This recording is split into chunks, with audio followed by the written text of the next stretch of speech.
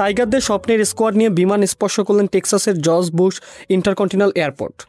World এয়ারপোর্টের award অনুযায়ী এই এয়ারপোর্ট যুক্তরাষ্ট্রের সেরা এয়ারপোর্ট বলে গণ্য। উত্তর আমেরিকার দ্বিতীয় সেরা।